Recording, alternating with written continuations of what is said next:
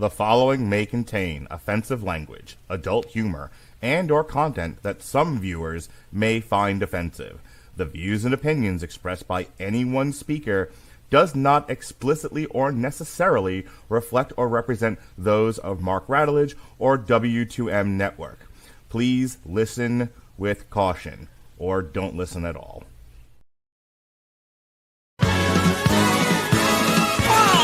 There'll be spectacle, there'll be fantasy, there'll be daring do and stuff like you would never see. Be a movie, yeah, we're gonna be a movie, Starring everybody and me. There'll be heroes bold, there'll be comedy, and a lot of fuss that ends for us real happily. Be a movie, we can watch it all develop, starring everybody and me. We'll take the world and set it on its ear. Come on, join in. We're gonna start right here. And we are going to start right here. Hello. You are listening to a Radulich Broadcasting premiere podcast. Damn you. Nope. Triple feature. There it is. Sorry. You have no idea how many times I do that on my own podcast. You edit out your shit. I do, as a matter of fact. Fuck it, we're going to do it live. Do it live, brother. Do it live, brother. I am your mandated reporter, and frankly, I'm mortified at my mistakes, Mr. Mark Radulich. And over there, not wearing his ski cap tonight, are you not running through the streets with a shotgun? Oh, my goodness. Blickety blow. How you like me now? I'm bald. Where's your ski cap, man? I've got hats sitting all over here, and I was just like, you know what? Everybody can pay attention to my large cranium, my light bulb head, and just deal with it. If this podcast is going to work with two bald guys, two bald guys, beards, and I mean, my goodness, I feel like we should own a pizza place. The internet's seen enough of our shit already. And more of my shit than I would like to admit. Ladies and gentlemen, that bald man over there is Jesse Starcher, my best bud. How do you do, sir? Oh, not bad at all. It's been a busy day, buddy. I'm glad to be rounding it out with a podcast about 3 movies, which I can't wait to figure out like what the theme was here, because I know what it was after watching them, but I'm curious if it matches up to what I'm thinking anyway. Well, the initial thing was I just want to do I want to keep doing streaming catch-ups, you know? Okay. I've been talking about this all year. That I didn't watch a lot of the streaming movies last year. I kind of just said I don't care enough. Like, we don't ever do them on Damn You Hollywood, because nary a week goes by that we don't see something in the nearest Metroplex.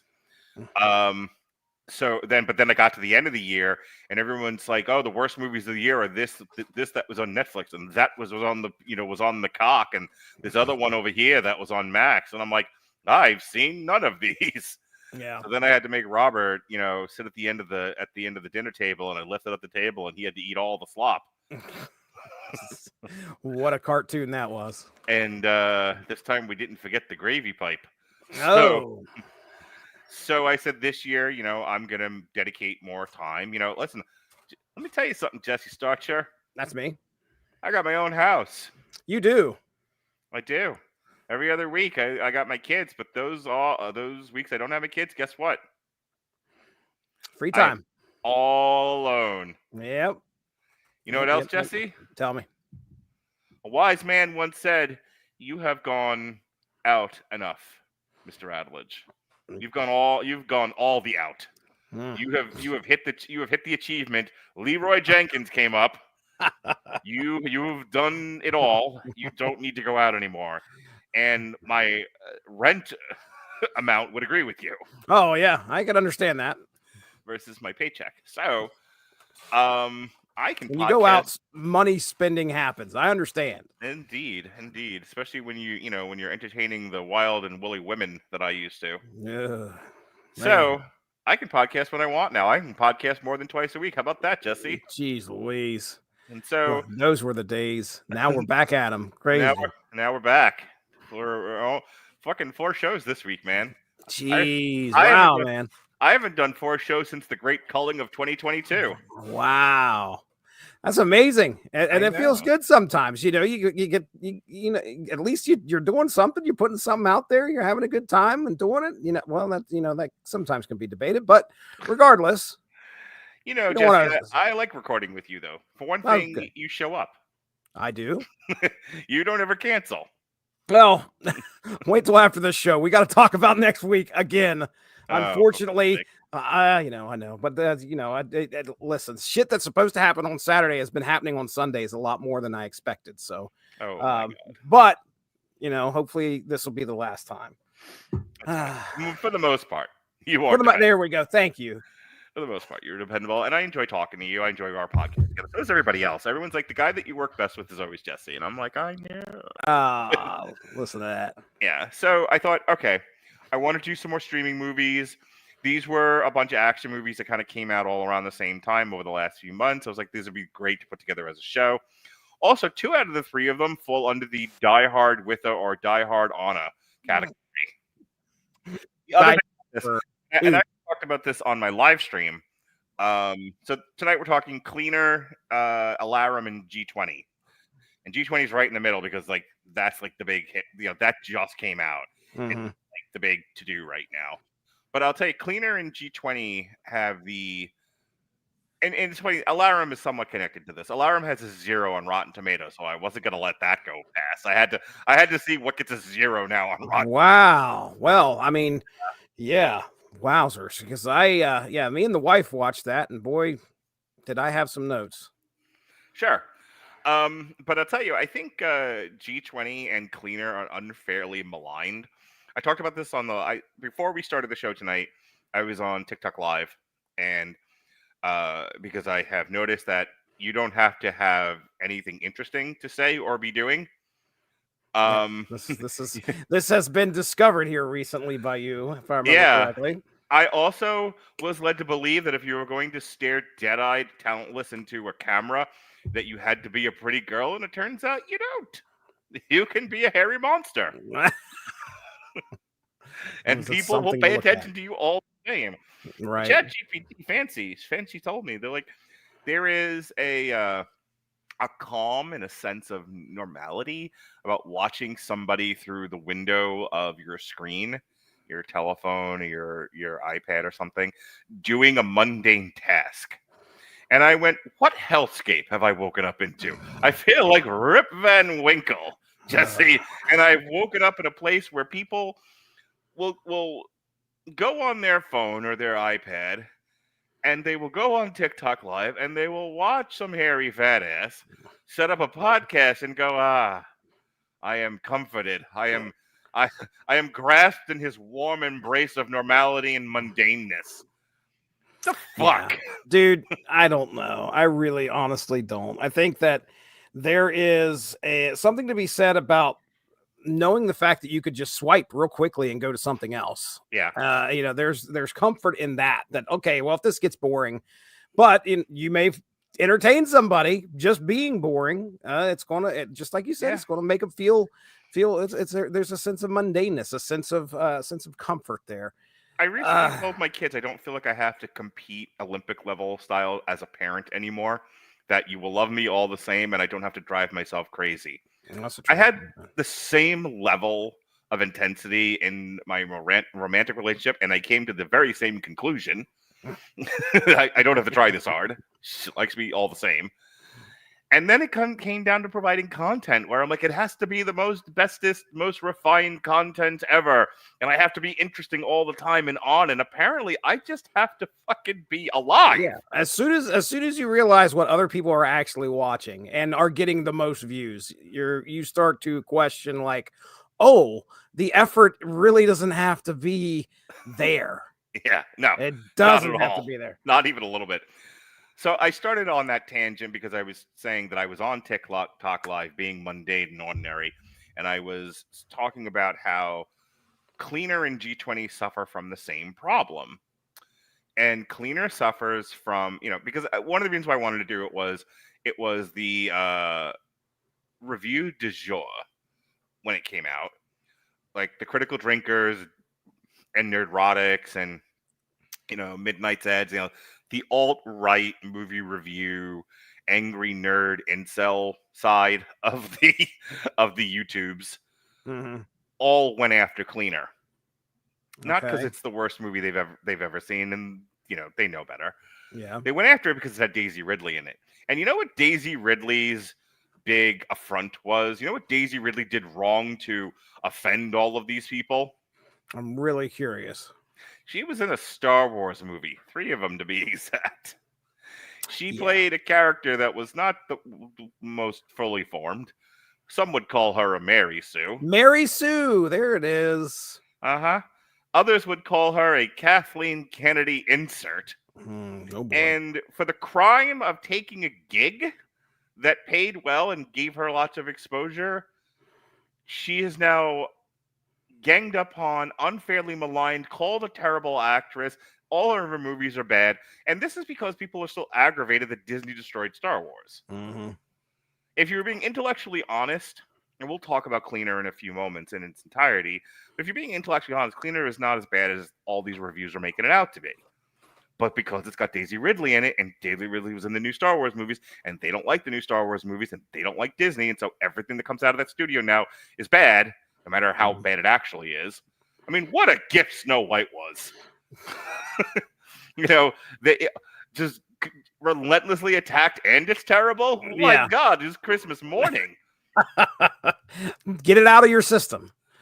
Maybe they'll be done now. No, never. No, never. Not as long as the algorithm needs them to continue to feed, the hate mongering, and that hate mongering pays their bills.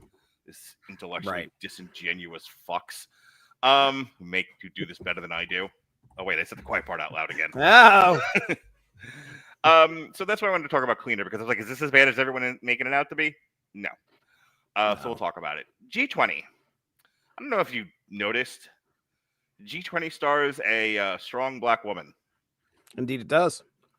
And unless you're making a Black Panther movie, and I mean the superhero one, these people are so upset about the amount of race and gender swapping that has occurred in their favorite IPs that when you see the strong black woman, you go, oh, it's more of this DEI hires. Oh, boy. Now, the fact that she's playing a Michelle Obama insert, there's something to be said for that. But it is the right kind of agitation for a group already inclined to hate this sort of thing because of everything that's happened over the past 10 to 15 years. Yeah. Which is why I wanted to talk about it.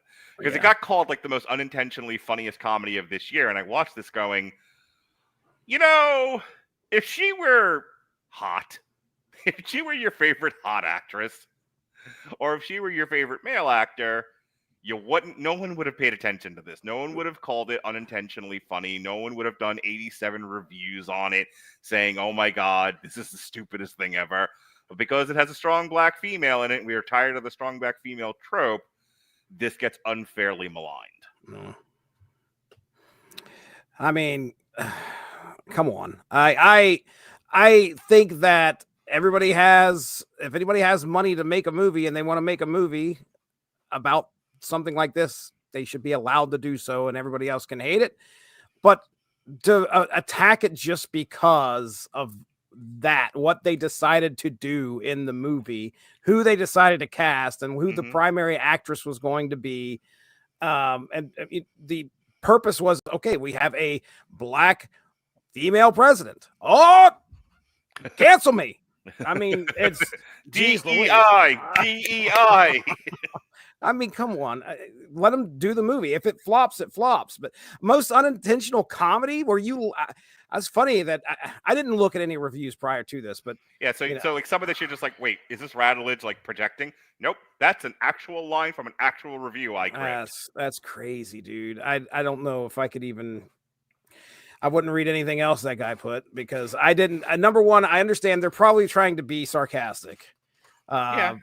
Which, okay, fine. But it's still an action film. There's not very much funny in it at all. And if you want to talk about how absurd it is, we could go there, because there's a little bit of absurdity. But that's what I was starting to say on my TikTok live. How many action movies of this kind, how many Die Hard in Anna have you seen that were in any way, including Die Hard, that were in any way realistic. Right. Yeah.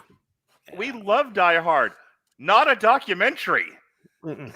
not a movie that shows what would actually happen if a lone barefooted police officer dealt with a skyscraper full of terrorists.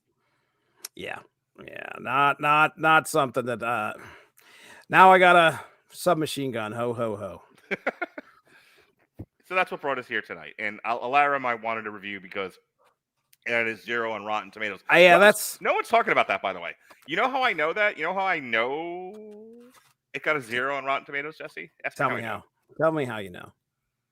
Because I asked ChatGPT, I asked Fancy, I said, Fancy, I would like a list of all the movies that have low Rotten Tomato scores this year. And it struggles with this sort of thing, I'm going to be honest with you. But it managed to pull up Alarum that had a 0. It still has a 0. In fact, if I go look now, I'm sure it still has a 0.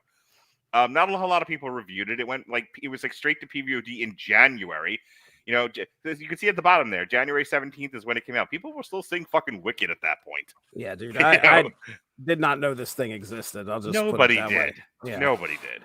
But it had Stallone in it. It had Scott. Oh gosh, what's his Eastwood. name? Scott Eastwood in it. I was like, all right, this will be a fun thing to talk about, and I can, and it fits in with the other two because I think this was also unfairly. So there you go. There's the. You were like, what's the theme of tonight's show? Unfairly maligned action movies. Okay. All right. Fair enough. And who better to discuss the unfairly maligned with the bastion of fairness and justice, Jesse Starcher. That's me. And he's trying to figure out a middle name. Couldn't figure it out, but that's all right. I almost went Chris Claremont, and I'm like, that's not right. That'd have been a first. I don't know. I would have had a struggle. I was trying to think of a famous judge. Okay, Chris Claremont, the judge. That's why I didn't say it out loud, fucker. I stopped myself. See? Okay, I got you. Jesse Ito Starcher. No, I like it. Okay, fair. Wonderful. Should we get into Cleaner now? Yeah, I'm ready. After that long and tortured preamble. Cleaner is a 2025 British action thriller film directed by Martin Campbell. If you don't know who Martin Campbell is, well, you should. He's directed a lot. The last one, he also wrote Dirty Angels. That was 2024. He directed Memory with Liam Neeson. The Protege. He looks like he does a lot of really small, straight-to-video films. Yeah, except for that one in 2006. I don't think that was straight to video. No, also the one in 2011. So this is the monster that was responsible for Green Lantern. Yeah.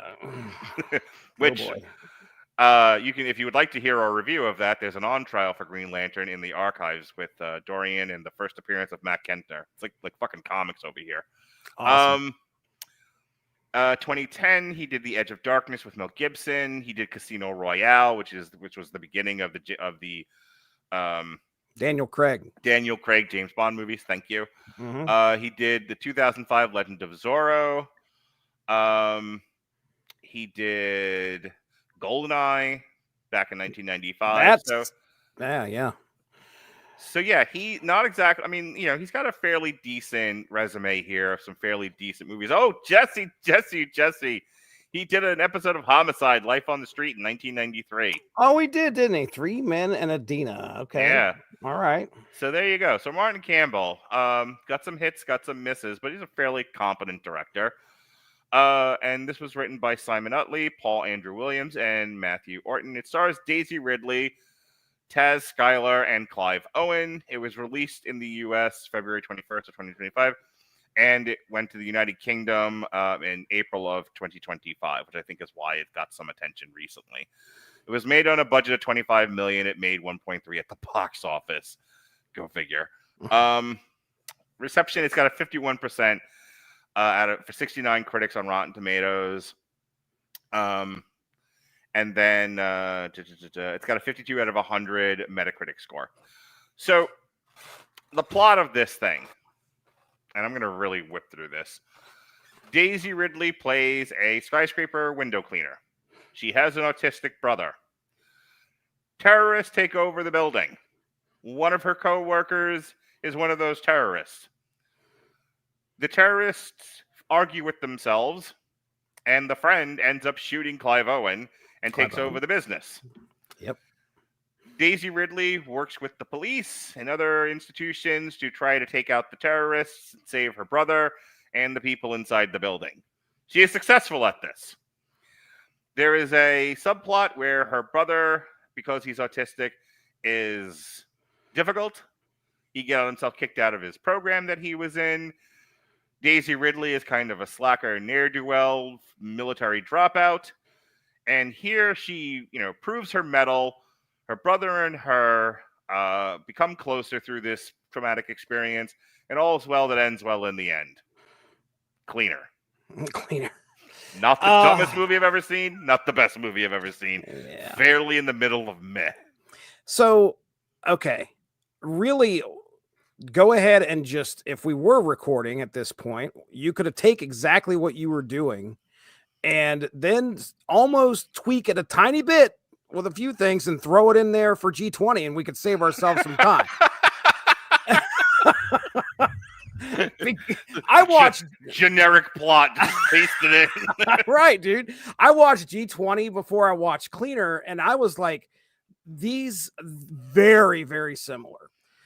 So yeah, these kinds of movies are all very similar. You're going to hear us repeat ourselves a little bit, but I mean, when you look at the plot that they had here, we had some, instead of with G20, we're going to have some political aspects there. Sure. Here we've got just heads of corporations that are being brought together for some kind of thing, and as some kind of celebration for whatever the owner of this building's doing, the owner of the skyscraper. And they are then, that's why the terrorists, activists first, terrorists, yes. then they turn into terrorists second. But that's why they show up, because they're going to make all of these corporate heads recount all of their dirty doings in front of a camera and paste it to the world. This is absolutely a liberal power fantasy. And in order to crash their stock, their specific stock, we get to G20, it's almost the exact same thing, except we're trying to crash the whole stock market there. And let me tell you something. Let me tell you something, brother. There were times Kira sat down and watched this one with us, and there were times where we were watching the terrorist plot unfold, and we just kept looking at each other like, I mean, I kind of side with these guys. I'm on the terrorist side. You people are awful. There was plenty of times where we were like, they're not wrong. What is going on? Clive Owen, he starts out, and this is a situation where they weren't planning on killing anybody. Right. And then Daisy Ridley's coworker, who has been involved here for quite a while, just like you said, takes over by shooting Clive Owen. And we find out this guy, he's an anti-humanist. Okay. Which I didn't know existed, but go ahead. I want to share with you something I saw the other day on TikTok. So this lesbian films a TikTok of her saying the difference between like normal lesbianism and like radical lesbianism. And she's just like, we want this, and this. We want to fit into society. We want to be integrated into society. We don't want to take it over. The radicals want to change it fundamentally. We are not you people. You people are psychos. Oh boy. Kind of the same thing here. You have two different within the same political movement. You have two distinctive philosophies. There's and it's so funny because it's so true, because I remember like this, it was kind of a very similar thing with the civil rights movement, where you had a portion of the group which is a little bit more conservative, and we want incremental change. We see the unfairness of society and we want to make changes. We want to bring attention to it, but we don't want to burn society to the ground. Right. Society more or less functions, but we need more rights for the black folks. We need more we need more stuff for the poor folks. We need more environmental protections. We need something. But the pillars of society work. So we want to change what's going on within society. We don't want to just bring society down to rubble. Right. And within the same political movement are the people who are led by the Monday night messiah, Seth Rollins, and they just want to burn everything down. They're going, the black people need more civil rights. Burn the whole fucking country down. Right. Burn it. Make white people slaves. That's what we're going to do. And it's like, No, you're not. Not in any way, shape, or form. Work within the system. No, the system is flawed, and therefore the baby out with the bathwater on its head. Right. You know, the poor people. The system doesn't work, and the poor people are fucked. So we must reduce all the rich people to poor people, and then we'll all be poor, and finally we'll have the equal agrarian society we have always wanted.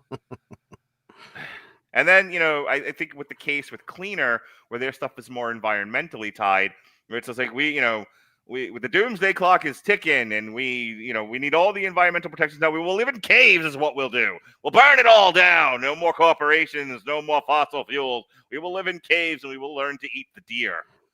It's like, all right, we're not going to do that either, you psychos. Yeah. And there is fundamentally like the difference between her coworker character and Clive Owen's character, where in the same terrorist operation, they don't see eye to eye, and one of them just loses utter patience with the other and says, fuck it, I'm done. I'm killing everybody up in here. Tonight, save the trees. Save the whales. He's going to he's going to blow everybody up. Tonight. Tonight. Whoa. So I mean, as far as plots go, just like you said, it seems very formulaic. Granted, Daisy Ridley, what she's bringing to this, when I saw the trailer, I had high hopes for it. I thought this was going to be very much an action film, a lot of fighting. Daisy Ridley doesn't take out everybody like the Black Widows do in the Marvel movies, right? Where the Black Widows are all somewhere between 50 and 100 pounds, and they can take 6 foot men and throw them hither and yon, for yards on end. Just fucking kick a guy and he goes into the next state. Daisy Ridley, to the credit of Martin Campbell, to the credit of the fight choreographer, and to the credit of Daisy Ridley herself, looks like she fucking struggles in this. Yeah, and that's the thing. I mean, it's not Bruce Willis Die Hard struggle where, she's having to go through a lot of trials. You almost think Bruce Willis is barely going to get through just about every fight in Die Hard. Right. But here, I mean, she doesn't get into too many altercations till we get really towards the end. I was going to say, like, for the most part, she avoids fighting with them because she knows she's outside. Outnumbered, she's outgunned, she's outside. She's like, I'm not going into this. It's actually like smarter than the average one of these, where she's like, I'm not engaging the enemy, I'll die. Right. She's trying to get the cops involved, and she's trying not to be involved. And they're, the cops are finally the ones that are like, you've got to get in there and possibly do something. Team Wrecking Crew, I think is what what the cop and her kind of put together. I thought look, I understand we had to get like a, what's the best word? Daisy Ridley's character had to care about somebody who was on the inside because we knew that Noah, which is the coworker's name, was going to get a hold of that guy and threaten him, and she'd have to take some type of action. Hey, at least it wasn't an autistic child or, a small, young, female, fabulous black girl who was a tech genius. Yeah. I'll give the writers credit here. And also, autism wasn't his superpower. Autism didn't give him the ability to fucking like crack codes and shit.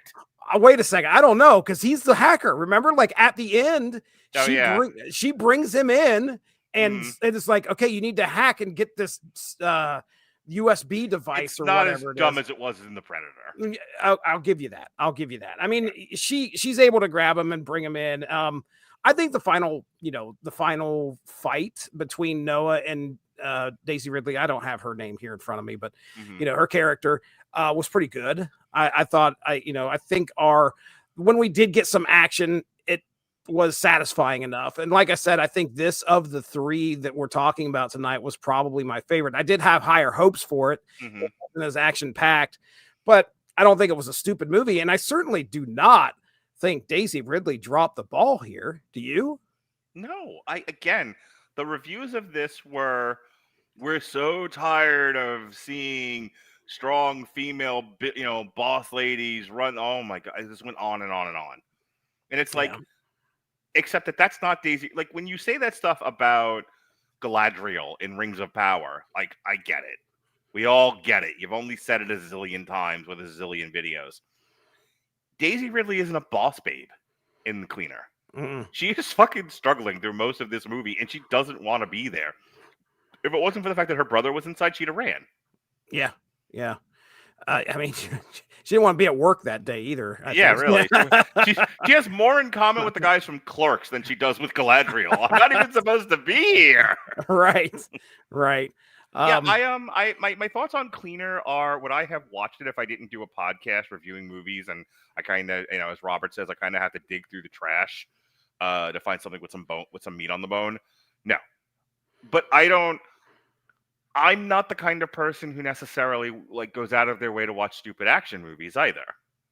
This isn't in my wheelhouse as such. Do I like action movies? Yes. Do I, just for warmth and comfort and something to do on it? I'll give you an example. I had one of the first dates I had with my current girlfriend way back in December. It was like a Netflix and chill night. You know what I picked to watch? Me, a man with a penis and a beard. You know what I picked to watch? Mr. Fucking podcast and Marvel movies and Star Wars. You know what I picked out? What'd you pick? It Ends With Us. Oh my goodness. That's what I wanted to watch. Of which I got a look from her when it was over going, interesting first date you picked. Yeah, I was going to say, I had never seen the movie. My wife told me all about it, though, after she watched it. That's how impactful it was. She was like, she said it was a really great movie, but it's interesting. I had some thoughts about it. Both the girlfriend and I kind of looked at each other and was like, I don't know how I feel about You're this right, movie. dude. Me neither. And for a first date, yeah, that is interesting. Maybe interesting pick something choice. A little lighter and a little less man-haty. But yeah. Oh gosh. Let's see where we're going. That's what I'd be thinking. Let's see where we're going before we even get to this one. Just as soon as it ends with us, and just look at her and go.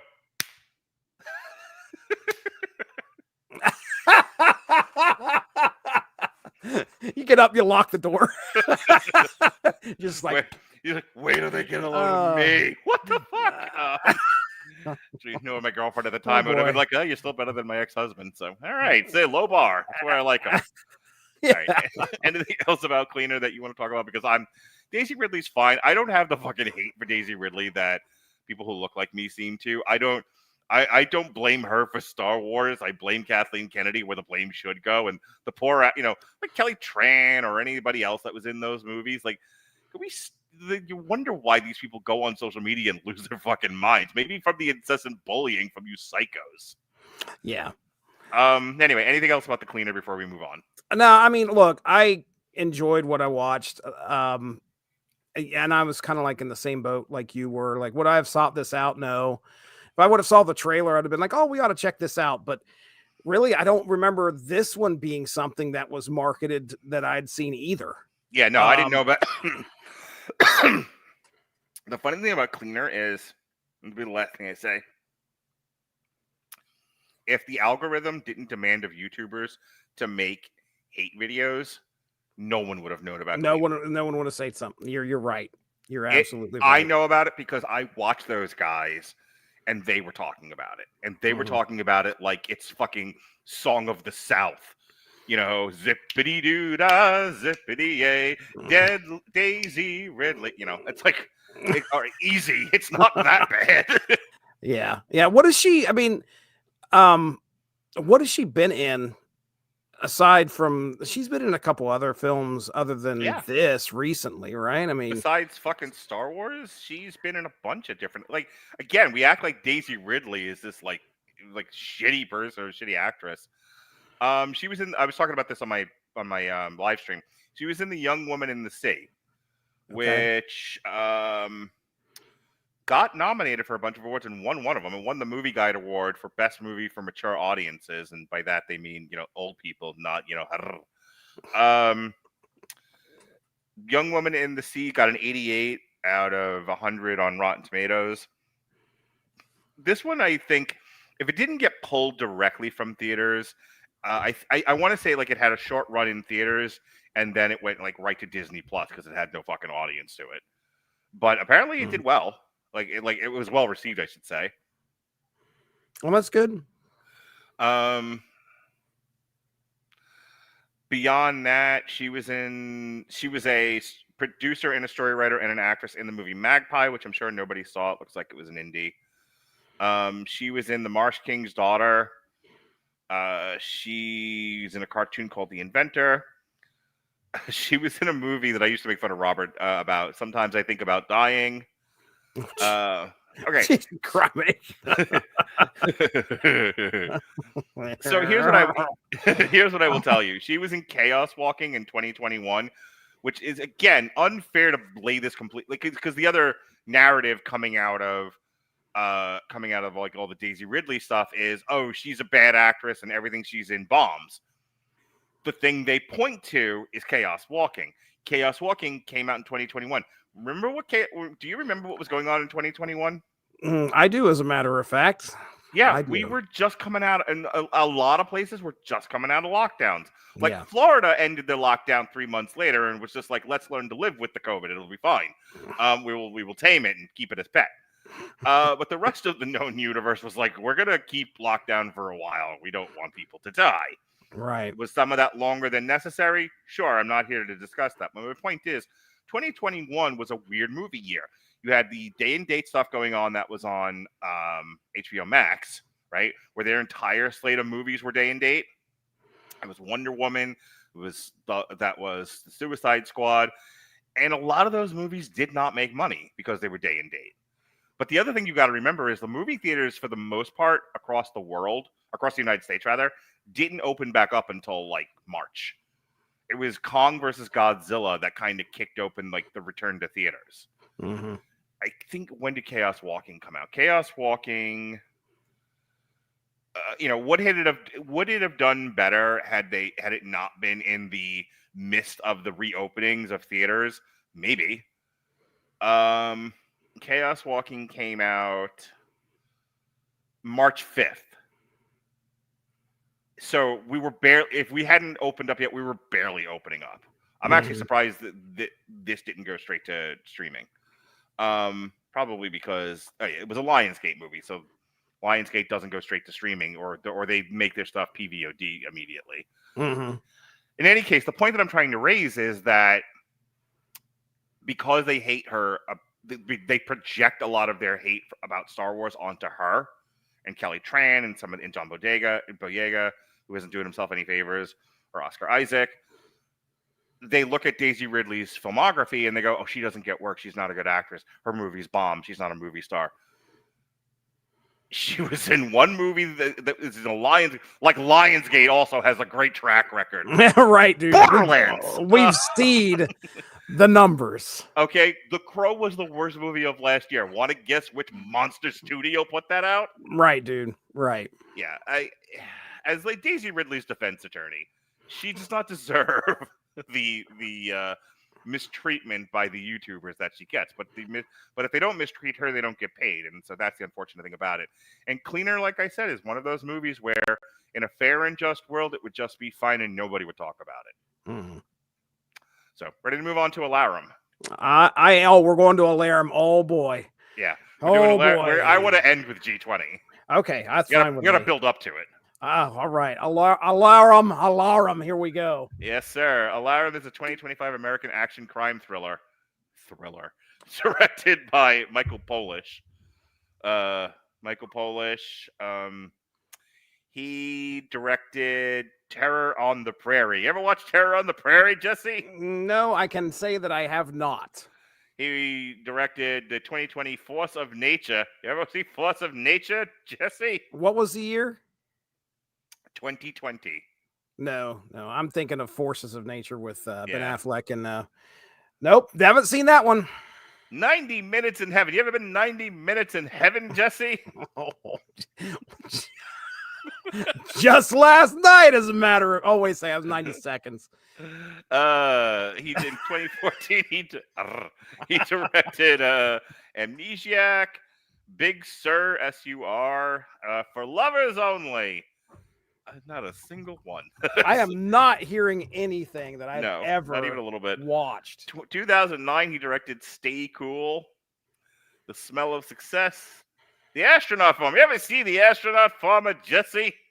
You can say that I have not.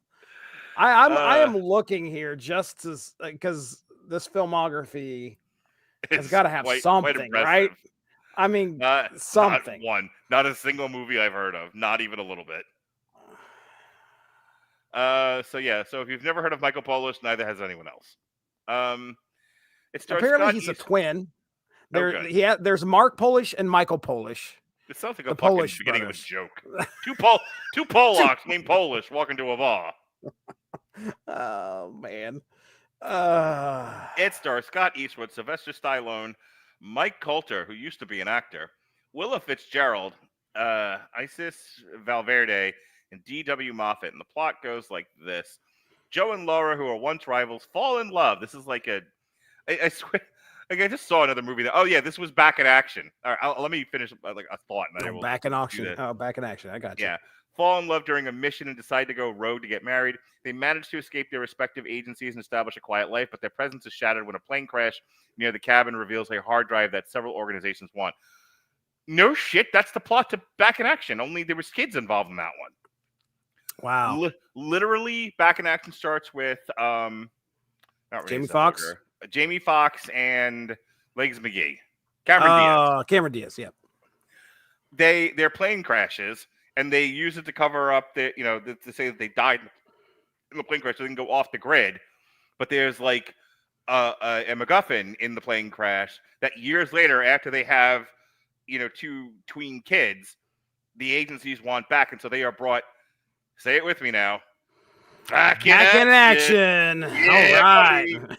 And they have to go on the run with this MacGuffin, and then all the movie unfolds from there. Fucking same fucking movie. And I think I actually asked ChatGPT about it. I'm like, was the one script just going around and they just copied it and kind of changed names in some locations? And they were like, yeah, apparently the agents falling in love and going rogue and off the grid is a common thing, a common trope in present day Hollywood, which is why you're seeing a lot of these movies come out. So it is coincidence, but not really, that Alarum and Back in Action have practically the same plot, which I thought was funny as hell and is about the only thing worth remarking about this movie. What did you think of it? Oh man. So this is the worst one of the three. By far the worst. Gosh. I think this might be the first movie that I've seen Scott Eastwood in, so I don't know if he's been in a lot of other stuff. And I could definitely tell this is Clint's son, correct? Because he looks just like him. Keep going, and I will interrupt you as I always do. There are times where the mannerisms that this man had, I was like, this has got to be Clint Eastwood. This is Clint Eastwood's son. I'm pretty sure.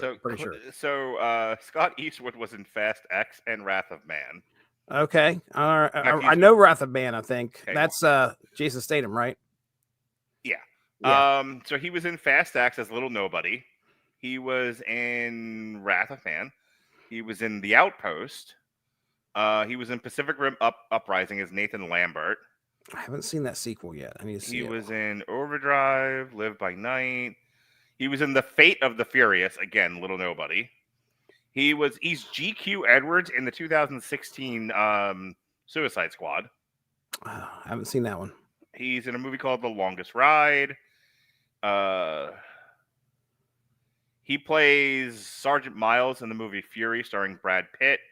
Okay. Oh, he's in Texas Chainsaw 3D. Haven't seen either of those. I need to watch Fury. I need to watch all these movies I haven't seen. So obviously he's been in some, because all those movies you're rattling off there I've heard of. So he's been in some stuff. Yes, and he is the son of actor-director Clint Eastwood. Yeah, you could tell. I mean, watching this, some of the mannerisms I could definitely attribute to Clint. So I mean, right at the beginning, I was kind of lost. I was like, okay, are they off the grid? And they do not give you answers to a lot of the questions until later on in the film. Like, what the hell is Alarum? What are all these tattoos? Why is Mike Colter doing that accent? Why is Mike Colter? Why is Mike Colter trying to kill them and now all of a sudden they're teaming up? Yeah. Why is Sylvester Stallone here? And he's going to he's going to kill him. Oh no, wait a second, he's going to help him. Oh no, wait a second, he's just going to watch him die. It's as if somebody took the joke from The Simpsons about, but the FBI knew the CIA was setting up the DEA. Homer, that's not what the movie was about. Yeah, I know, but I got bored, so I made up my own movie. Took that, threw it in the chat GPT and said, now make that a real movie. This was like, so it felt like we were just getting dropped into the middle of something, and the backstory was I think the backstory was getting fleshed out with our cuts to Washington, where we got to watch these guys who are usually working this stuff in the background and coordinating all these dudes. And of course they find out that Scott Eastwood's alive, and the girl that came to assassinate him, they fell in love. They find out all of this. If I had a nickel. If I had a nickel for every girl that tried to assassinate me that fell in love with me. Oh, yes. My charming behavior. Charming. I make them watch domestic violence movies with me is what I do. That's what changes them, Jesse. That's what changes them. Well, yeah. I'm here to kill you. I hear what you're saying, but have you seen this movie with Kate Hudson? Like I said, this was hard to follow. The violence, though, was definitely ramped up compared to what we're getting with these other two. I watched this movie. I legit watched this movie while I was at work doing notes. And I was like, this is a bad movie to watch when you're distracted. No, that's pretty bad. Yeah. I mean, if you imagine trying to pay attention, it was even worse. Like I said, I think the violence was definitely ramped up, which made it a little bit more interesting to me. I was like, oh, okay, people were getting shot and we got blood flying everywhere. We got definitely a few more fights, a lot more gunfights than what we're going to get in, I think, a lot more than in Cleaner, and probably a slight bit more than G20. So there's much more gunplay. But again, when you're trying to keep track of all of these operatives, what they're doing and their motivations and who knows what, and I'm trying to figure out what the hell Alarum is. Why do we call this Alarum? We don't find that out till the very end. Mike Colter trying to run him down, kill him, and then at the end they're just like, oh, okay, somebody's going to try to kill us, so we need to team up so we can get in here. I have seen pro wrestling storylines more coherent. My wife was really upset at the very end, and at the very end, we'll just go ahead and give it away here. Be prepared, folks, because we're reviewing the movie. We're going to spoil it here in 3, 2, 1. At the very end, Sylvester Stallone, who is an operative, assassin, whatever, has used the poison, this new fangled poison. Thought he used it on Scott Eastwood's character, and turns out he didn't. Turns out Scott Eastwood did a switcheroo and put it in his drink. I hate when that happens. He put it in his drink, and supposedly this poison, which by the way, I can't remember his name, Chester or somebody. Anyway, Sylvester Stallone's character is like, yes, he poisons that poor helicopter pilot, and he tells Scott Eastwood, yeah, it's painless, and it acts fast, and gives a certain time, but anyway, it's painless, right? And it'll kill you quickly. None of the people that got poisoned died painlessly. One guy started grabbing his stomach, doubled over, and fell over and died. And then you watch Sylvester Stallone sit there and on the dock, and he's just kind of like back and forth. He's like, oh man, you poisoned me. Oh, and I'm like, that's not quick and painless. Anyway, point being is, at the very end, the fucking helicopter shows up, and Mindy's sitting there is waiting for the helicopter to land, and we're going to have another fight, or these guys are getting rescued and they're going to get on the copter and go away. And Scott Eastwood is like, here comes the cleanup crew. Now, I couldn't tell. You might be able to tell me. I know you weren't exactly involved in this movie because you were taking notes, but it ends right there. We don't know, and I guess I can't really remember if the cleanup crew is the Alarum cleanup crew or if it's the agency that supposedly employed these guys, cleanup crew, that's getting ready to land. Either way, if there was a fight that was going to happen, the movie ends, and that's the end of it. If they're escaping, in the Wikipedia page, it's not even a plot summary. Oh, what I read you is the plot summary. Jeez Louise. I took a lot of notes on this thing and would like to have my time back, please. I would love to hear your notes, Jesse. No, I mean, really, all I was doing was just continually writing down some of the crazy stuff, questions that I had. Did Chester just kill the helicopter pilot? Why did he do that? Why did he do that? He's asked him if he was a married man. And he's like, no, I'm not married. And then he goes down and lands and he kills the guy with the poison. I'm like, why do you do this to this guy? Comer and I used to talk about how some scripts feel like they're an and then exercise. Oh, yeah. Yeah. And when you're dealing with this, I understand you want a nice action movie. And I think they delivered on the action part. It's just trying to figure out why people were doing said action was tough. Mm-hmm. It was tough to do. We got drones are in here. They're dropping bombs on things. One lady, the assassin lady, what's her name? Willa Fitzgerald. Yeah. She creates a body fort, which is probably one of the coolest things I've ever seen. She takes a bunch of dead bodies and then creates a almost like a pillow fort out of them and gets under them to duck under for some cover, which I think that was the first time I've ever seen anything like that. I wrote down here, my final note was what a shit ending. I didn't like the ending to this movie. There were too many questions and it was like action for action's sake sometimes. I didn't care about the characters either. That was the other thing. Like with Cleaner, I kind of cared about Daisy Ridley and her brother. Well, Daisy Ridley actually has charisma. Right. I mean, Scott is, I can kind of buy him as, the secret agent type. Stallone, look, he's been in a lot of action movies. Alarum feels like someone's fucking like student film. Could like be. They watched a lot of action. Yeah, they watched a lot of action movies, and so they wrote an action movie without understanding why action movies work. Why are some of the best action movies as good as they are? And people think the answer to that question is because of the action. That is an element to it, but that can't be all it is. And so it's like it's somebody. First of all, whoever wrote this is not that bright, and I can tell you that because they wrote what they think is a complex script, but this is the complexity of a dummy. And then came back and said, you know what? I want to write back in action, and we'll just make it. I'll tweak it a little bit, maybe make it a little bit better. I want to know if he sold the script to a studio, and they were like, we're going to turn this into a family action movie, and he was like, I don't want that. I'm going to go, I'm going to do my own with blackjack and hookers, and that's Alarum. My only comment about this is Sylvester Stallone. Oof. He is, first of all, age is not treating him well. No. I didn't think he was this bad in the last Expendables movies, but he is getting more mush mouth with every performance. He's already he used to be able to at least enunciate. So the fact that he kind of felt like he has no muscle in his jaw, it was still not that bad. Now it's like the same thing, but he can't enunciate anymore. So everything sounds like, oh, this guy very good. Were you just at the dentist? The wife picked up on that immediately and was like, I cannot stand how he talks right now. She did not. And I hate to say that, but I mean, look. Can you imagine being Michael Polish? All right. Action.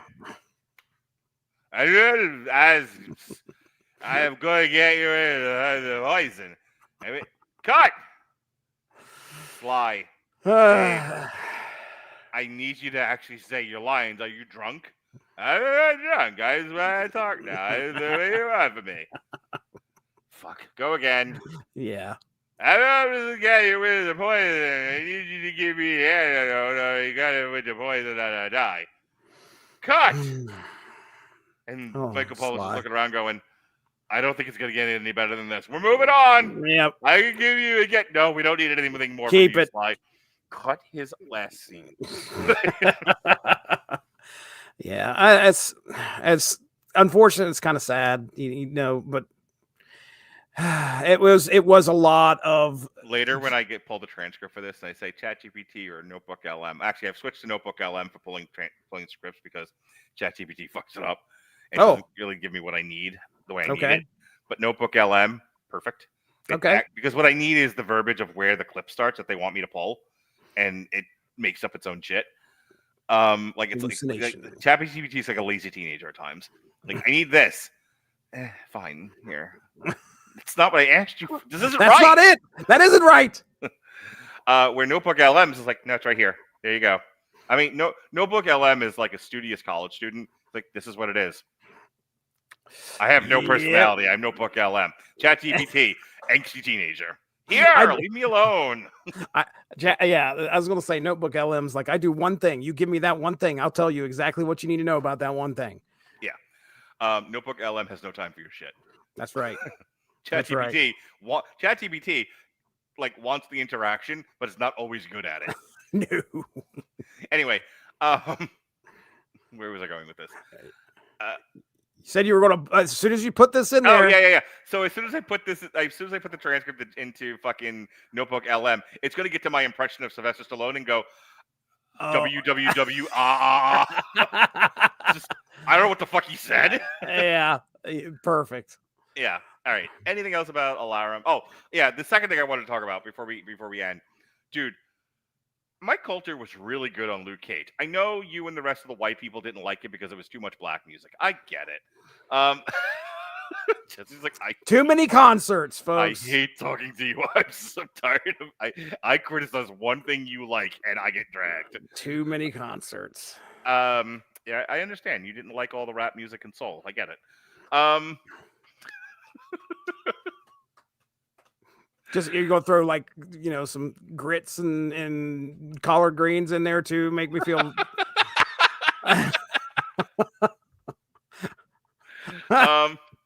Mike, I will eat those things. Thank you. Mike Colter used to be an actor once. I don't know what the fuck he's doing in this movie. Like Mike Colter comes on set and he like delivers his line. He was like, "I am Mike Colter and I have a gun and I will shoot people and this is what I will do." And they go, "Mike, give us the line again, but can you do it in a foreign accent?" Foreign what? What do you want? Jamaican? You want me to do? I am the shoe shine man. I am the cleaning man. Is that what you want? Like, what is it because I'm black? Like, what do you want? Do you want me to be Swedish? I'm Mike Colter. Like, what do you want? What was he in this? He was. I don't fucking know. I remember that crossing my mind when he was delivering some lines. I was like, "Is Lawrence Fishburne from Higher Learning? What planet are you from?" Right. I forgot all about that. Wow. Now I want Mike Colter's character from Alarum to have a conversation with Lawrence Fishburne's character from Higher Learning and about peppermints. Would you like a peppermint? I would like a pepper. Oh my god. Mike Colter's accent sucks. He's terrible in this. And it was not good. And again, I mean, the action delivered, I guess you would say there was a lot of action. Mm-hmm. It was just, I wouldn't say delivered. It was present. It was present. Okay. And again, I didn't know why all this was going on. Mike Colter's character, there's that one point where, they're just mowing down that building that both Sylvester Stallone and Scott Eastwood are in. And then at the very end, after he's killed all of his people, Mike Colter's got Scott Eastwood by gunpoint while Sylvester Stallone made his getaway or whatever. And he puts the gun down and I guess they see eye to eye for a few minutes. And he's like, okay, yeah, let's know each other a little bit better now. I've been trying to kill you and I've sent, I've lost about 40 men trying to kill you. I guess let's go take a ride. Sure. Okay, let's go for a ride. I would not recommend this movie to anybody really. I mean, unless they are really, really into CIA operative BS that you can't keep track of. No one's going to talk. We are talking about this because I have an obsession with shitty movies. 0%. 0%. No one else would talk about this movie unless it was starring Viola Davis and Daisy Ridley. If this was another program, I'd tell you to get the reviews out because I'd love to hear what people are saying about it. I want to hear, why it's such as Damn You Hollywood, where you guys jump onto the onto the reviews, but we don't have to do that. People must be tearing this thing to shreds, probably articulating it a lot better than I can, but my gosh. I actually now I'm curious about something because I want to know that was the we have to go. That was the critical score. I'm curious if it was like 100% at audience score. Audience score, yeah. That would, if that is the case, we don't need to do this show anymore because we have no idea what the hell we're talking about. There's no way. No, first off, the audience score should be reflected because my wife is like the person that this would not speak to. So anybody who else is out there watching this thing should not have too much of a varying opinion, I would assume. Let's just find out. What are you seeing? I will show you with my elven eyes what I see. Elven eyes, he says. Okay, Elven well, eyes. Oh, look at this. Look at this. Slightly higher. So 16%. It's a 0% Rotten Tomatoes. The audience score is 16. 1.5 stars. 7. I want to read the audience reviews because Let's do it with the critics. Yeah. Let's do okay. it. R&B, absolute crap. Shit. So many plot holes. So Nickelback, slow. I'd rather have a penny back. All right. Okay. Jacqueline, not our national nightmare. Different Jacqueline. Boy. It's a good Saturday afternoon film. A lot of action and good, easy storyline. I personally enjoyed it. 5 stars on 5 that stars, one. yeah. Okay. Wow. She's pleased easily. Yeah. Someone take her up as a girlfriend. She seems like she'll give you no Say, troubles. Get her number. Yeah. Mauricio, 0.5 star. This movie has so many problems I don't even know where to start. Complete garbage. Don't waste your time and money watching this nonsense. Carter F, 0.5 star. As someone who comes from the city of Oxford, Campton, Huston Woods, this film is disappointing. 0.5. What am I supposed to take from that? Okay, all right. I've gone into this film because I've camped in a few places and I've got a critical eye for camping. The setting of this film is a place I'm familiar with, and so I have thoughts. Okay. Campton Huston. All right, buddy. Brittany, opposite of Jackie, with 1 star. Okay. Agree with everyone. Only watch to see my local area. Okay, area, and it's spelled wrong. It was filmed in Houston Woods. The local shot was neat. Okay. Ken K, 0.5 star. When the movie starts with credits showing the actors, and it's usually not going to be a good movie. Acting was okay. Special effects were a -10. Don't waste your time on this one. Ooh. Jonathan N, 0.5 star. Little garbage movie. I was so excited to see Sylvester Stallone. Have some pride in yourself. Ah, wow. The fight scenes are not so believable. It's crazy. I think that Willa Fitzgerald's she was a badass in this. I think there was a lot of scenes where I thought she did great. The CGI, I will say, was bad in some spots. Pretty bad. Explosions are not good. Yeah. Chris F, 1 star. Wow. C-. Bollywood movie that ripped me off at $6.99. Definitely a 99-cent movie. Oh. I left the popcorn in the microwave and put the tomato in the fridge. Ha ha ha. What? Alex G. Stallone is desperate to stay relevant. Okay. RR. Movie was pure trash. Stallone is a dinosaur. It's time for him to find a new career. He's 100. What the hell else is he going to do? He can retire. That's about it. 5 a masterpiece. Wait, no, please read this. Yeah. Then I'm done here. 5 stars. A masterpiece production. Jesse Starcher of the Screaming Boy podcast. What the hell? Stallone, Scott, and Willa gives an outstanding performance. Not disappointed and would highly recommend. A must-see movie for 2025. Fuck off. I do not know about Fuck that. right off. Get Wow. the fuck out of here.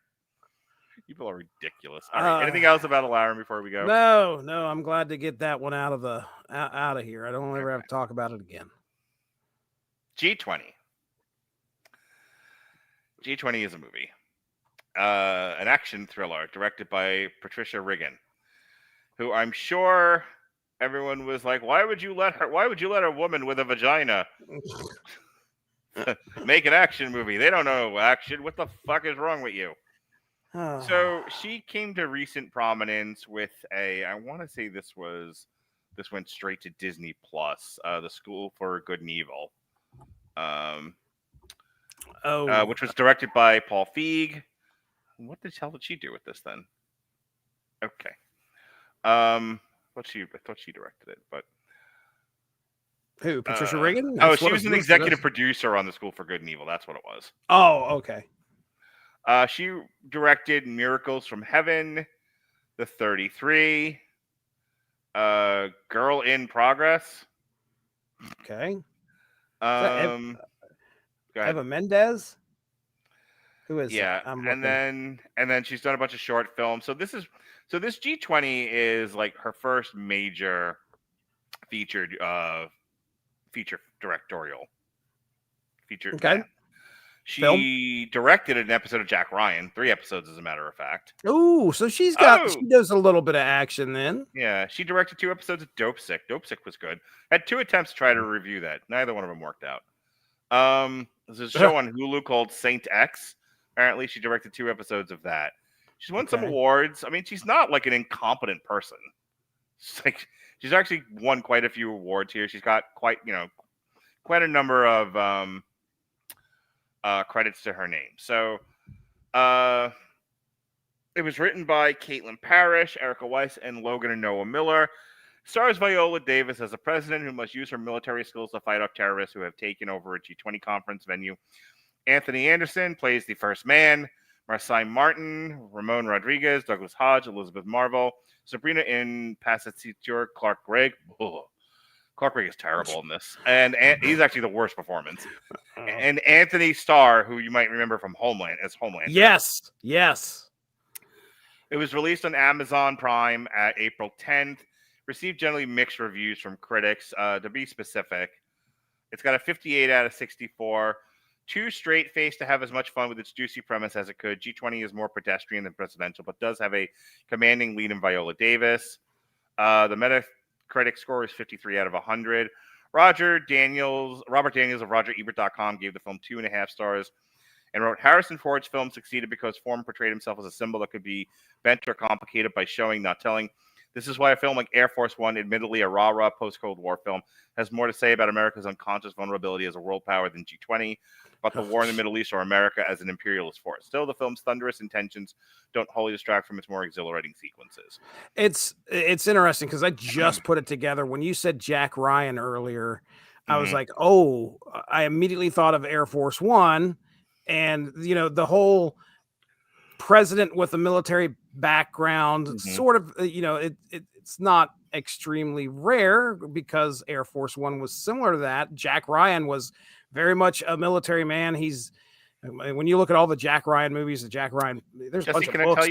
Men and women of a certain age who run for public office all came from the military. Okay. It's not unheard of. There you go. So it's quite common, especially when the job of everyone thinks the job of president is America's lead social worker.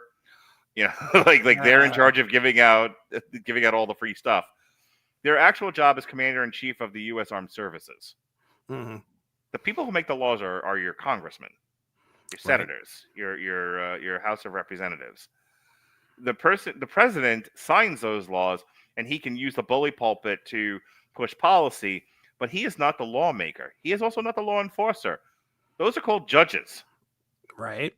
So the people who go to the military, have a military career, come out, run for public office, and then become president, that's quite common. It's not extraordinary. I mean, it's extraordinary that people do that because it takes a lot to do those things. But when I know everyone gives him shit, and it's not what he's known for. But I think even like Bush was in the military for a little bit. Mm-hmm. Clinton was a Rhodes Scholar, and he dodged the draft. But I think most people who've run for president and won prior to this current president, mostly at some point were in the military. Mm-hmm. And those that run and lost touted their military. John Kerry touted his military service. It was like the thing he ran on. John McCain, my God, it's all he talked about was his military service.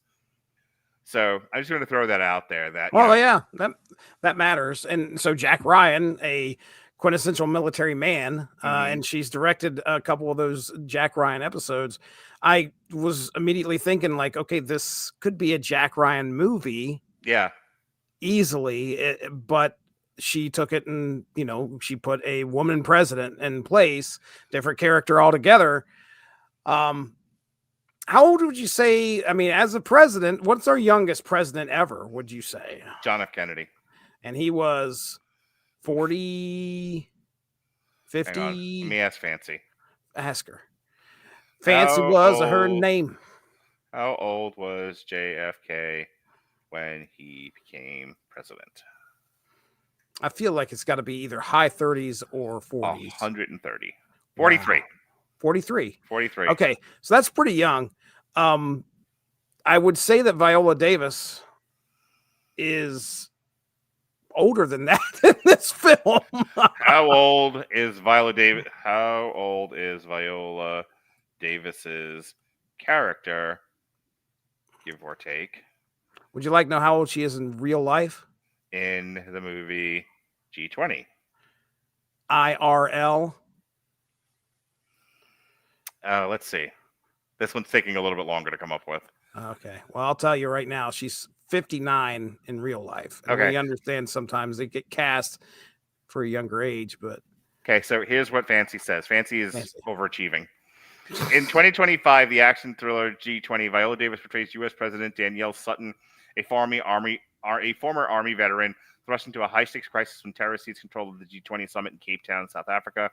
As the summit is overtaken, Sutton must leverage her military experience and leadership skills to protect her family, rescue fellow world leaders, and thwart a global financial catastrophe orchestrated through deep fake technology and cryptocurrency manipulation. Oh, boy. Davis's performance has been lauded for its commanding presence and physicality. We'll talk about it. She embraced the action hero role with enthusiasm, performing many of her own stunts and drawing inspiration from iconic figures like Indiana Jones and Sigourney Weaver. A standout movement includes a choreographed kitchen fight scene that Davis particularly enjoyed filming. Critics have noted that while the film's plot may stretch plausibility, Davis's portrayal brings gravitas and depth to her narrative. Her character balances. None of this answers my question. Not a. Yeah, I was going to say, we asked a question about her age. That's usually 2 digits. Okay. Hang on. How old? Oh, you left out the word. Oh, no. No, Mark. It's user error. I fucked up. You don't know how to prompt, Mark. Fuck yourself. Okay, she is 59 years old currently. Which is probably how old that's she was correct. in the movie. I said that already. I said she's 59. What is she in? So we don't know what her character is. We'll just leave it at that. We can assume it's probably a little bit younger. At this. I don't want you to criticize me. Put it on the screen right now. I want to see you prompt. We'll evaluate. We'll just say maybe she's a couple years younger than that. But 59 years old and doing what she's doing in this movie is pretty extraordinary. She doesn't deserve the fucking hate she's getting for this movie. Yeah. But I'll tell you what this is. So a lot of the jokes have been that this is a Kamala Khan. And even my son was like, oh, is this Kamala Khan in an action movie? And Kamala Harris, Jesus fucking Christ. Take 2. Is this supposed to be Kamala Harris? And I said, no, this is supposed to be Michelle Obama. I don't know what the right wing's fucking fetish with Michelle Obama is. Maybe it's her big, strong arms and it makes other people feel fucking bad about themselves. There's definitely some insecurity, right? Yeah, but like Barack Obama, duly elected president, both fucking times. One of the more well-liked presidents, despite the right trying to discredit him. I actually, as a side note, had to talk about that with my kids today because we were talking about, I told them we were going to watch G20. That brought up like a whole political conversation. We're actually talking about how hard it is right now under our current administration for trans people and illegal immigrants. Mm-hmm. They're getting the brunt of it right now. And, maybe it gets worse for more and more people, more and more different kinds of people. Maybe it doesn't. We'll see what happens over the next 3 years. But it brought up a conversation about some other things. And that led to, is this movie about Kamala Harris? I said, no, Kamala Harris wasn't even a thing when this was in development. It was Michelle Obama. And so I was talking about, now I remember where I was going with this. I brought up the birther issue with Obama. Oh, and I said the Republicans couldn't beat him in an election, no matter how hard they tried. They couldn't find a way to politically discredit him. So, like good lawyers, because he has a funny name and he was born in Hawaii, they kept saying he was born in Kenya because I think his dad was from Kenya. Wasn't. He was born in fucking Hawaii. However, the birthers were just like, produce a birth certificate. And I told my kids, I was like, this is why you do not negotiate with terrorists. Because it wasn't about proving where he was born. It was trying to discredit him, and no answer he gave would have been good enough. Mm-hmm. I said the reason why Barack Obama doesn't produce the birth certificate is because he didn't want to give that element of the Republican Party any kind of validation, right? For what was clearly just a discrediting campaign. Yeah, right. No answer would have they weren't looking for a logical resolution. They were looking to get him thrown out of office. Right. And it did work. The guy was like fucking Teflon, and he handled it appropriately. And so that was the conversation about Barack Obama. But it feels like a lot of leftover negative feelings about Barack Obama get projected onto Michelle Obama.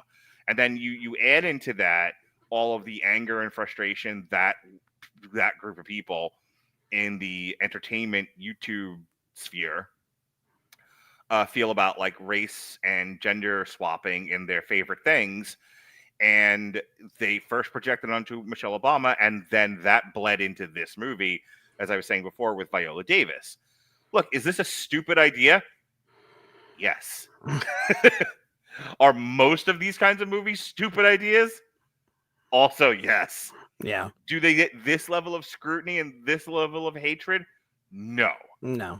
But between the Obama projection of hatred and between the need to create content that is this level of negativity for YouTube so they get paid, and this movie gets unfairly maligned. Is it as bad as everyone's saying it is? No. Is it stupid? Yes.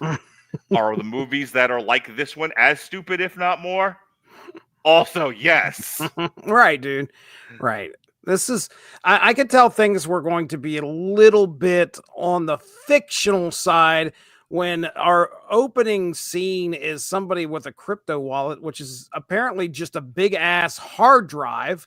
But no, that doesn't need to be a thing with, mind you, a display on the front, big bold letters that tells you how many Bitcoins on there. You don't need that. You don't need. God, the writing process of this movie is, what don't we like? We don't like Joe Rogan. We don't like Republicans. Great. Oh man. Write a movie about it. It got pretty crazy because, okay, so the plot, I think you've kind of talked about it already, but I mean, the big thing that was I haven't actually, but you want me to? Please, you want to just take over here? You want to tag in? Fancy kind of gave a little bit of a kind of an outline all right. here. That'll be the plot synopsis. But the big thing I think that Fancy didn't talk about was the fact that she was kind of introducing her own cryptocurrency for, or an electronic currency of some sort to try and end world hunger. Okay, so the basic idea that she's trying to push forth is a universal digital currency. It's funny. My ex-girlfriend's son is backpacking through Europe this summer, and there's an exchange rate. You may have heard. I don't know if you've heard of this. You don't leave your house, but if you leave the country, other countries use different currencies, and some are worth more than others. There was at one point, it was like for every $1 was 1.7 trillion rubles. Or some shit. Yeah. I remember seeing the ruble crashed big time. I don't know what it's like now, but the Japanese yen, it was like a zillion yen to every dollar or some garbage like that. I remember going to Mexico actually. I traveled to Mexico years ago, and I remember looking at the price of a coat, and I'm like, why is this like $1 zillion? It was like 1,000 pesos. Mm-hmm. Well, 1,000 pesos is like $1.50, American. Right. I've been to Canada, and it's not quite as bad, but the loonies and toonies are their dollar and half-cent coin. Well, it's so funny because back in the day, when you collected comics, you had a good idea of what that exchange rate was by looking at the top where it said $1 US and something more Canadian. That was the first time I realized that. Oh yeah, I guess it costs a little bit more. Currencies are worth more. as you travel the world. Right. So my ex-girlfriend was telling her son, just pay for everything with a credit card. It'll do the exchange rate for you. You won't have to keep going. You used to have to go to exchange rate places to, give in your currency to get new currency. Part of when the European Union was formed, it was formed to create a giant trade zone, and they would share one currency. When the Brexit thing happened, when England left the European Union, it was because they wanted to have their own currency again. They were rejecting the euro. It was the whole thing. Some of it was about national identity. Some of it was about how things would affect the economy. And I'm no economist. I'm trying to explain this as best I can without understanding the nuances of it. Her thing is to create a currency that is the same in Rwanda as it is in Switzerland, as it is in Mexico, as it is in Australia.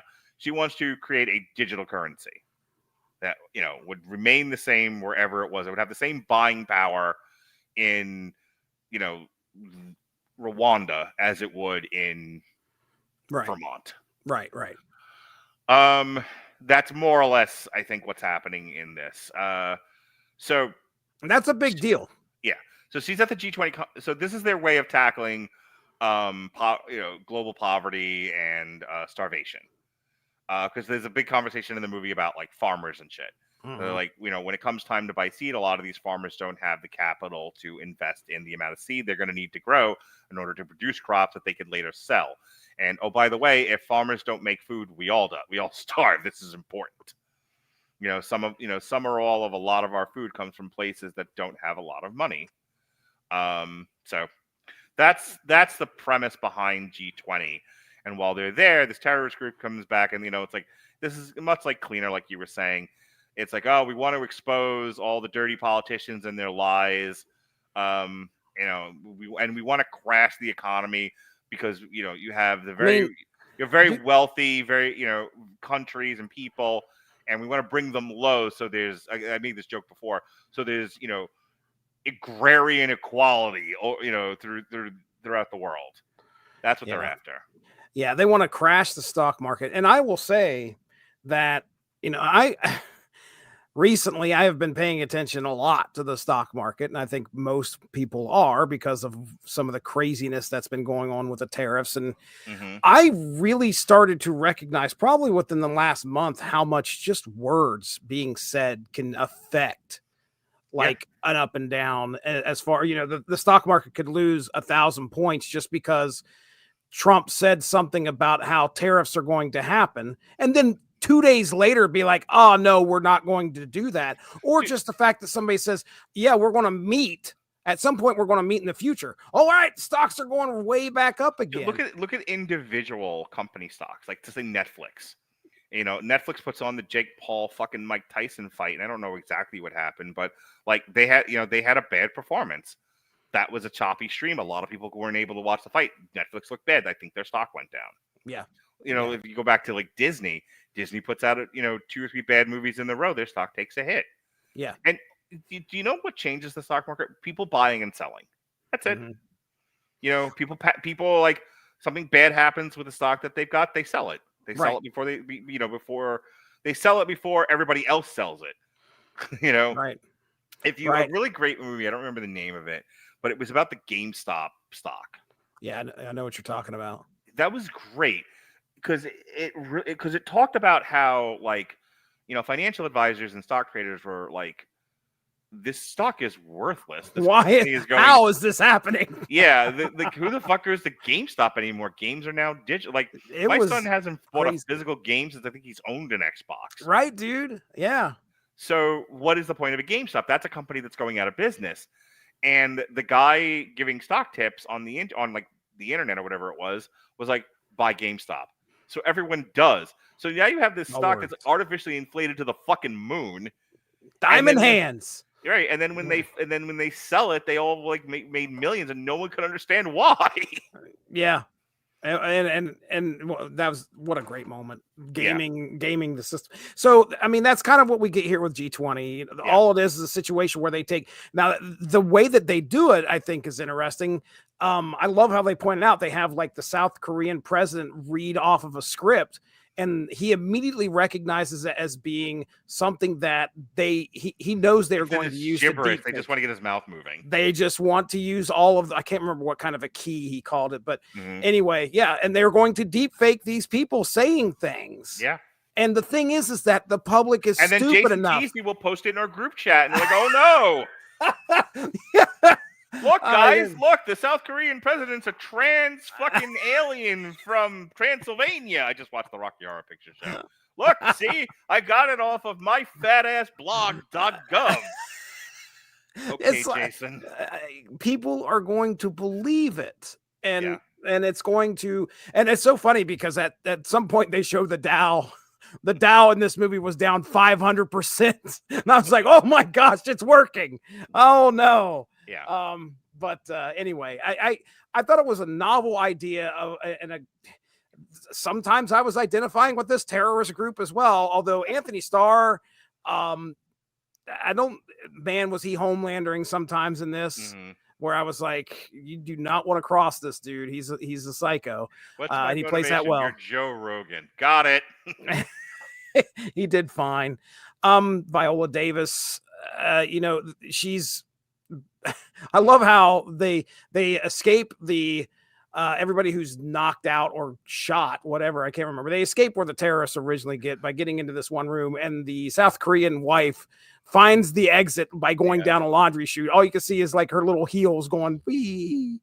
I would love to criticize Viola Davis's stunt work and fight scenes in this. I would love to say I don't buy like all the other guys.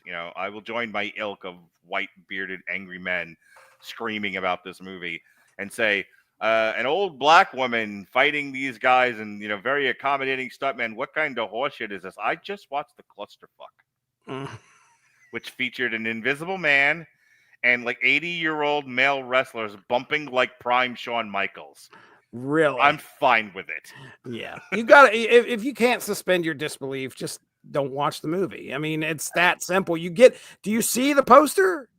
Do you see the poster? You know what you're going to get. You have Viola Davis with a machine gun in her hand. Yeah. Right there. Okay. She's going to do something. Well, the other really funny thing was my kids were like, this seems implausible. Like, why would you make a movie like this? There's no fucking way, a political organization or an institution would ever get attacked by terrorists. And I'm like, they made 3 movies about that. They were they were the Has Fallen trilogy. It was like Olympus, London, and I don't remember the last one, but that was another Clive Owen movie. But that was the whole premise. It was like fucking the White House gets invaded by terrorists, and you have, I think it's oh gosh, I don't remember who's in those movies anymore. But you have the male lead running around with Morgan Freeman. You're right. So here's my take on this movie, so we can start to get to the end here. I said we were going to be an hour, around 90 minutes. We just love talking to each other. That's all right. We're having a good time. It's as stupid as any other movie of this kind. Your premise is the president who is army trained and is practicing jujitsu at the beginning of the movie. I think. I mean, she's grappling doing martial arts, type of martial arts, right? So they're laying the groundwork. She's got military background, and I don't know if it was judo or jujitsu, but it was one of the two. Krav Maga. Sure, it's terrific. It's Taekwondo. Viva Vendetta. She's great at the art of Alan Moore. Yeah. Yes, she was Watchmen all the time. She was Watchmen. Anyway, they established that at the beginning. I like. There's more to like about this movie than not if you're being a fair-minded person. For instance, and here's just an example: she loves her husband. Wasn't that nice? Oh, look at that! A movie in the year of our Lord 2025 where a woman loves a man she married. Even I was like, my God! Not since the Disney princess movies have I seen this kind of fairy tale. Not since the Princess Bride have I seen love of this pure. Anyway, so she treats her husband well. Like they get along. Like the problem that they have in this is, minuscule by any objective criticism, objective observation. And and when he gets shot, she runs to him and she's distraught. She tries to protect him, and again, there's a lot of criticism of his character too, because it's he's not, he's made to be a sissy man. I'm like, no, he's not. His whole thing in the movie is taking care of his kids and making sure that they're safe, and he backs her up on occasion. He's supportive. Like he's exactly what the first man should have been in that role. Like I don't understand. I mean, I do understand the criticism. I mean, it's fucking prejudice, but whatever. Anthony Edwards is fine in the movie, and it's actually I'm not really fond of him as an actor, but he does well here, and I actually think he brings a lot to the character. As far as, like I said, like the fight scenes and stuff, I had to sit there and watch Harrison Ford get puppeteered around. I'm well past the point of complaining about stuff like that. Right. It was fine for what I saw, for what they had her doing. I've seen stupider, I've seen worse. Even like, everyone made a big deal out of like her tech savvy genius The daughter. kids. Right.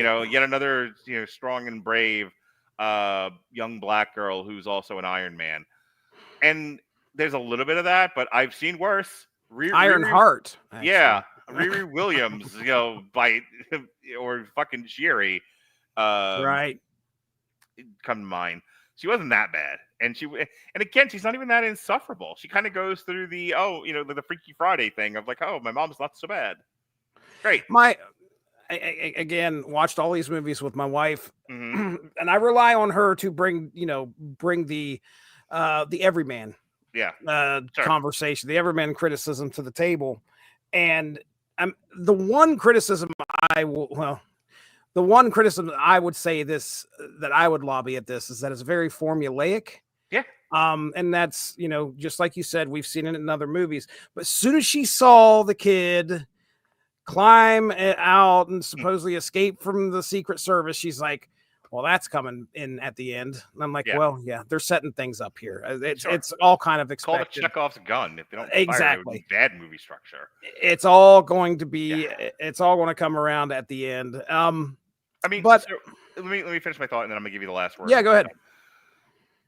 It was okay. Again, this isn't a movie I would have watched of my own volition. Yet again, this is not a movie I would have sought out. It's a movie I watched because the angry internet verse gave it a lot of attention. And so like, okay, well now I got to see if it lives up to the hate. It doesn't. They're unfairly judging this movie. A fair criticism of this movie is it's every other stupid action movie of this kind. Mm-hmm. And if you Mark, say something negative about this movie besides that, or I'm never going to listen to your podcast again. Fine. Viola Davis looks really tired. Like she looks fucking exhausted in this movie. And I almost said that as like they went out of her way to make her more exhausted than she should have looked in a action movie. Except that I saw what Bill Clinton and Barack Obama looked like by the end of their presidency. they look like the old man running off a Yosemite Sam's pirate ship yelling, "I was a man once." Barack Obama looked like he'd escaped a concentration camp by the time his 8 years were up. Bill Clinton had no soul left. He looked as dead-eyed as a TikTok live streamer. That's what he looked like. My God. Oh, so man. like if they were kind of going for late presidency Viola Davis, yeah, like she's got like a lot of bags. She got bags under her eyes. Like I got bags under my eyes. Like she looks like she hasn't slept since fucking the day of the flood. And I don't know. And I'm like, if that was on purpose, then voila, good job. Mm-hmm. She looks, like I said, she doesn't look like somebody who's real excited about the prospect of being an action hero, which I think actually works in the movie's favor. Why would she be? She's the fucking president. She's not supposed to be Rambo, nor does she want to be. Right. My goodness. That helicopter scene at the end, though. Oh, I mean, you're going to have to suspend your disbelief there. I mean, I was mostly tuned down at that point. I'm like, I just want this to be over. I was just like, let's move this on. She's going to win. Nobody's going to die. I know it. Homelander is going to get his, and then which I was going to say, as a movie watcher, though, like her looks made sense for what this movie was trying to do. I, as a movie watcher, don't really want to see an old lady do action stuff. Like its premise was stupid. Like this needed to be the honestly, if you wanted to do this, if you even wanted to do this as a Michelle Obama insert, which is what this was supposed to be, she needs to be the youngest president in history. She needs to be like between 35 and 40 and like make a big deal about that. I'm the youngest president since Kennedy.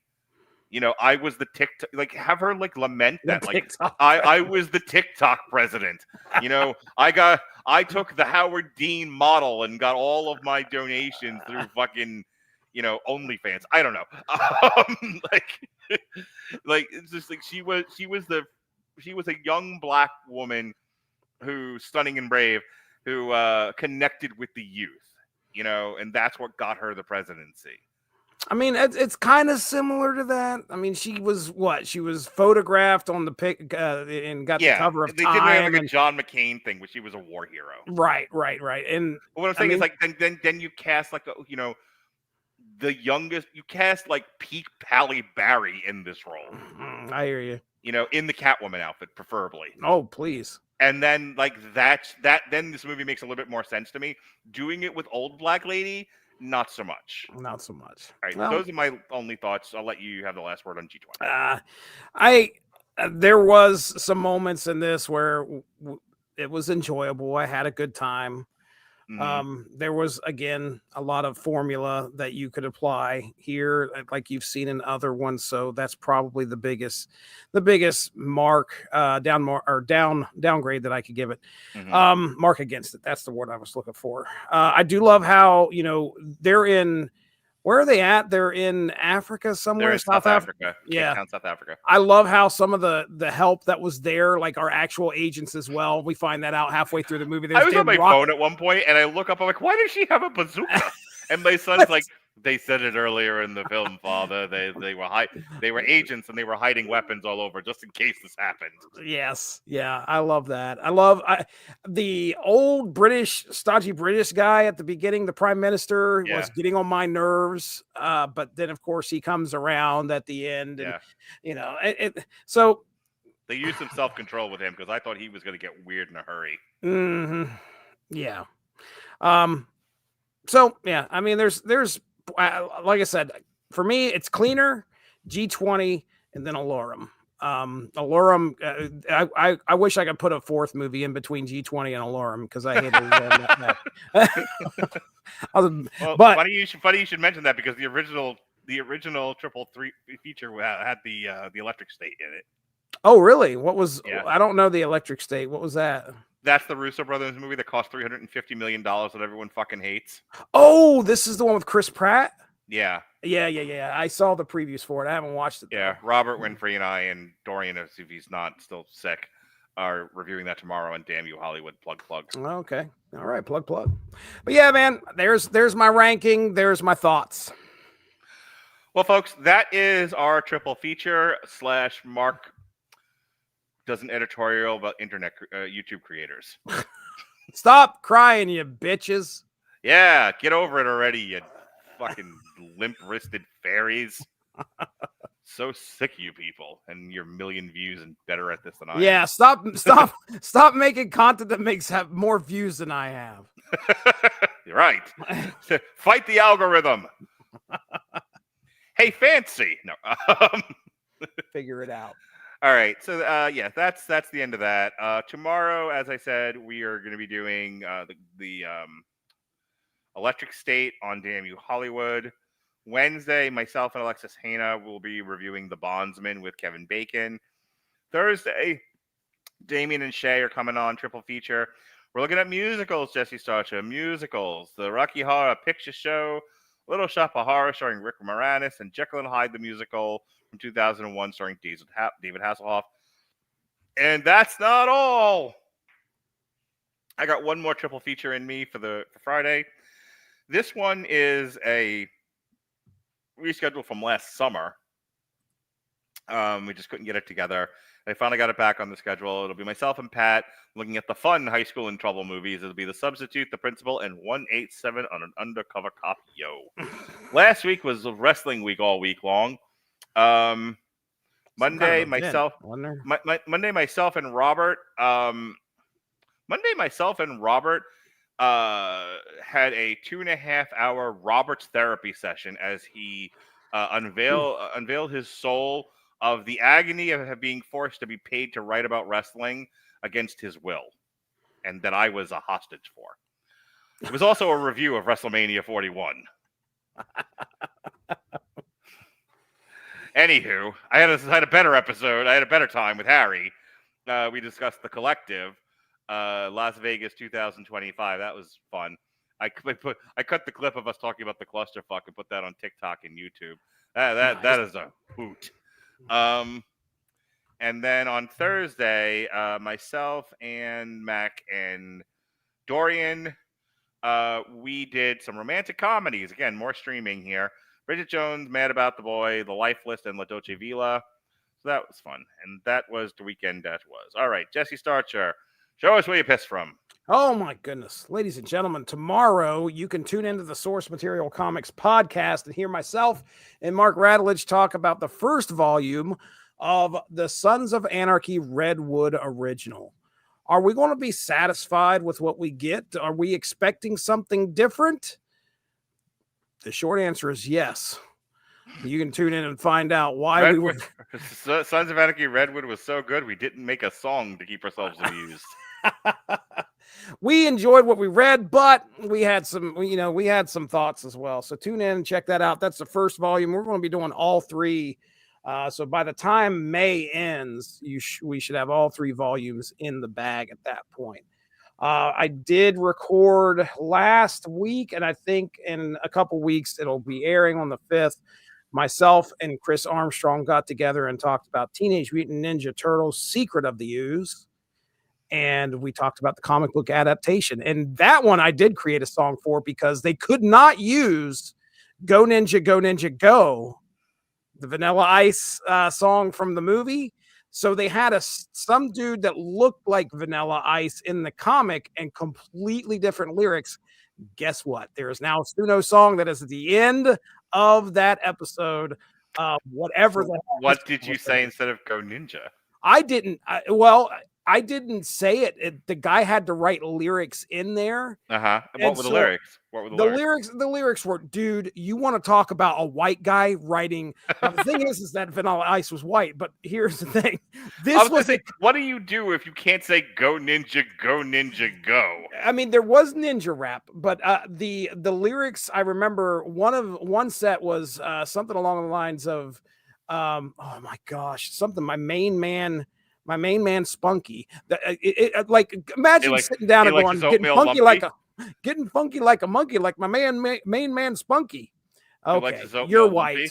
Yeah, you are completely, dude. You don't need to be making up lyrics. It was bad, but I created a song with it, and they did yell ninja rap at the very least, and cowabunga a couple times. So. Here's one thing you need to do next time, Mark Radulich. When you sit down and you watch a movie, bring Fancy up and live tweet to Fancy some of the fun stuff that you are doing or recognizing or whatever with Fancy at the same time. I did the same thing with TMNT. I did that with Little Shop of Horrors. Did you really? It's a lot of fun, isn't it? Because I noticed that the relationship between Seymour and Audrey 2 was like a narcissistic relationship. You have in Audrey 2, Audrey 2 only wants Seymour to do for it. It love bombs Seymour until it has enough power and energy to discard him. So I still have it up. I should read you what I fucking wrote. So you're doing this live while watching the movie, huh? Hang on. This is fucking brilliant stuff. Good. Where is it? Audrey, I did it. Okay. Hang on. All right, let me hear. So I'm watching Little Shop of Horrors with Rick Moranis for a review this Thursday, and I had a funny thought. If my own experience in dating TikToks are to be believed, all women are Audrey too. And it probably came back with like, you're 1,000% right. You're not kidding. Yeah. That's a solid bit. Feed me, Seymour becomes validate me, pay my bills, and tell me I'm pretty. Oh my God, this went on for so long. I lost an hour of work because of this. Isn't that something? I did the same thing with Teenage Mutant Ninja Turtles too. I was like, hey, I'm watching this movie. How about I just, throw stuff out here and hear what you have to say. Like, hey, here comes Vanilla Ice. And of course it gave me a paragraph of like, 90s, definite 90s. It was fun. And it was like, it was just a way of interacting while watching the movie too. And keeping notes. It would actually come up with stuff like, Super Shredder. Oh yeah, Kevin. It mentioned Kevin Nash I was being gonna say, Super I Shredder, did which this was for cool. I did this for Bridget Jones, a bit mad about the void too. I'm watching this. I'm just like, what is the appeal of Renee Zellweger again? It's like it's just kind of going on and on and on. It's Yeah, I great. was just throwing bits at it. But anyway, Mhm. yeah, man. Well, I'm glad you're doing that because it is a good way of number one, keeping notes and having a good time talking Yeah. about the movie and finding some stuff out too. I don't try to be overly reliant on it, but definitely using artificial intelligence helps me organize my thoughts. I did it, a little ways back. I came out of Mickey 17, and I had a lot of thoughts about it, and I needed some help organizing my thoughts because sometimes, just kind of talking, because Robert and I can be very, we'll call it dynamic. I don't always get to share all of my thoughts. I don't always get to express myself in the way that I want to. And then I'll go back and listen to it and kind of be mad about how that show turned out and regret that because Robert either loses his patience or or it's not even that. It's just he has so much he has to say, and I'm not getting everything out that I want because I can't get all the way through a thought. So I was like, I'm going to go on the ChatGPT, who won't interrupt me, and I'm going to express how I feel, and then it'll spit back to me, and I'll organize my thoughts in a way that if I read them then on air, he can't interrupt me, and I can get all the way through. Exactly. thinking. You tell that you go through, you spend an hour doing whatever, and then just say, okay, do me a favor and come up with a bulleted list of what we just talked about. And that's what I did on Mickey 17. I did a little bit of that, I think, with the Minecraft movie too. But Mickey 17 was a big one because I had a lot to say about that movie. Right. None of it good. None of it. All right. Last thing, the Snap Material podcast. Check that out. Me and Evan Bevins gets together and we talk about Marvel Snap for your mobile device. We have a lot of fun. About 4 or 5 20-minute episodes drop every month. So we got a new one coming up here in May, I'm sure. So check that out. That's it. Well, folks, thank you for joining us here on Triple Feature. Jesse, always a pleasure. Be well, be safe, and behave.